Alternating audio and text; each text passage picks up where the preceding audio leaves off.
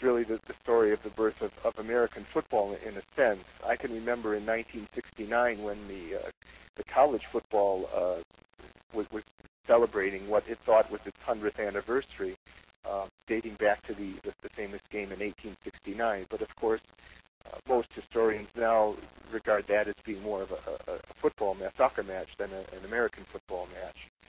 And it really wasn't until 1905 when an English touring team called the Pilgrims made a number of appearances in up and down the country, really, and regenerated interest in the game.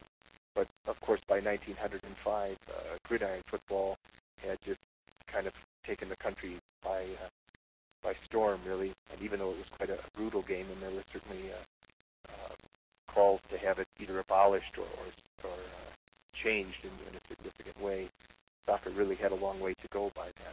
But certainly it was played in every major city in the country in the 1900s. It just wasn't played in front of the huge crowds or attracted the sort of newspaper attention that gridiron or baseball did. So then by the time of the 1940s and the 1950s, the game is kind of largely forgotten about because immigration patterns have changed and media habits have changed, and we now have things like the NFL and other sports that are rising into prominence.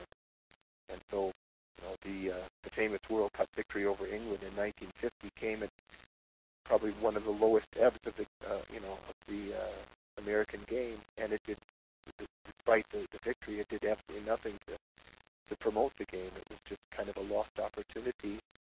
So I guess you could forgive a lot of people for not really kind of appreciating how far back the game goes, because it hasn't ever really been cataloged very conspicuously.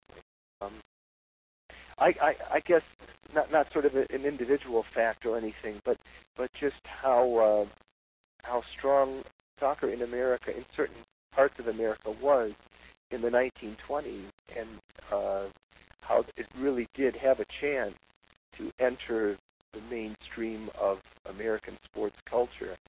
And by the 1930s, it had just lost that opportunity at the same time as sports like college gridiron football and baseball were kind of strengthening their hold on the American public. I think there still is a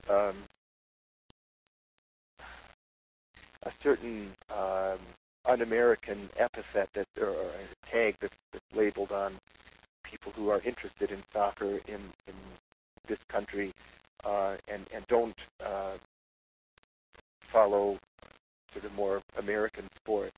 But I'm still not sure that that's ever going to really disappear. I think there's just a critical mass of people who have time for gridiron football and baseball and basketball. And if there's something kind of that puts the game in a bad light, like violence or a bribery scandal or something, then suddenly that seems to make the newspaper. But if there's a fantastic match or an interesting championship race or something going on, then outside of the major kind of MLS market, it doesn't seem like the American media want to know. And it must be very frustrating to soccer fans and to the people in the media who actually are pro soccer to try and get some space for that. But I think the one thing that's become clear to me in putting the book together is the narrowing of the American sports fan is largely a result of these magazines and networks like ESPN, which kind of focus on the big events to the exclusion of anything that could be classified as minor.